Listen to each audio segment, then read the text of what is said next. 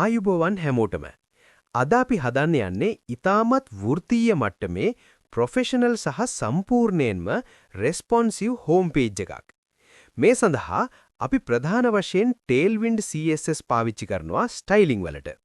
වගේම JavaScript පාවිච්චි කරනවා ඉන්ටරැක්ටිව් ෆීචර්ස්. උදාහරණයක් විදියට carousel එකක් හදාගන්න. විශේෂම දේ තමයි මේකේ යූසර් කෙනෙක් ලොග් වෙලා ඉන්නවද නැද්ද කියන එක මත UI එක වෙනස් වෙන විදියට PHP ලොජික් පොඩ්ඩකුත් අපි ඇතුළත් කරලා තිනවා. ඉතින් ඔයාලා ෆ්‍රීලෑන්ස් මාකට්ප්ලේස් එකක් හෝ ස්කිල් ෂෙයාරින් සයිට් එකක් හදන්න ඉගෙන ගන්නව නම් මේ වීඩියෝ එක ඔයාලට ගොඩක් වටිනවා.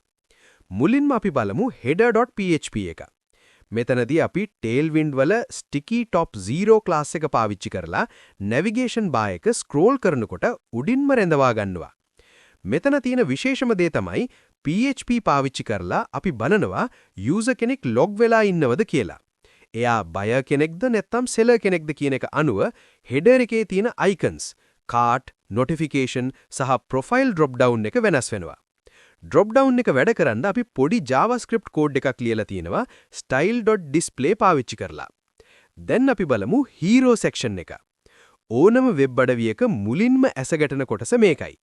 අපි මෙතනදී ලස්සන gradient background එකක් දාලා තියෙනවා.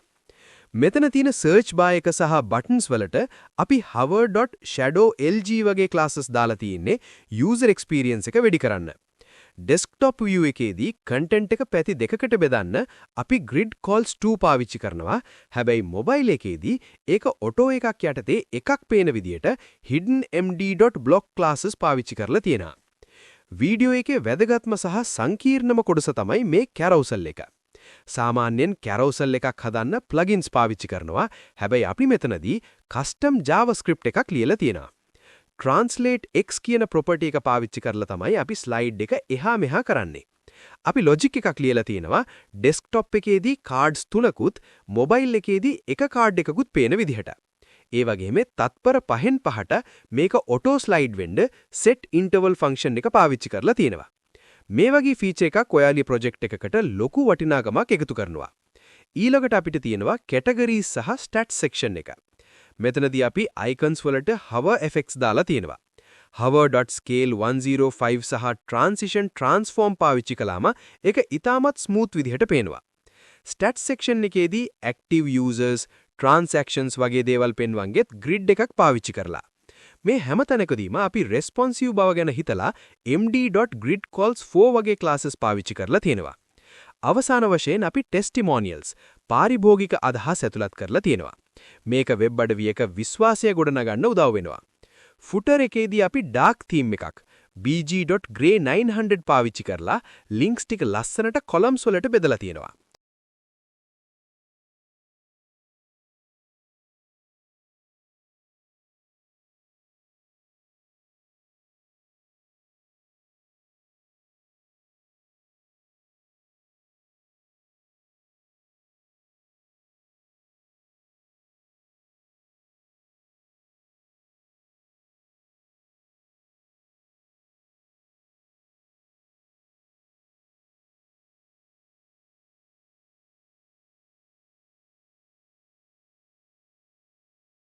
ඉතින් අද අපි ඉගෙන ගත්තා Tailwind CSS පාවිච්චි කරලා ඉතාමත් වේගෙන් ලස්සන UI එකක් හදාගන්නේ කොහොමද කියලා.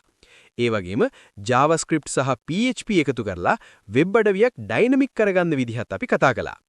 වීඩියෝ එක වැදගත් වුණා නම් like එකක් දාලා channel එක subscribe කරන්න අමතක කරන්න එපා. ඊළඟ වීඩියෝ එකෙන් හමු වෙමු. සුබ දවසක්.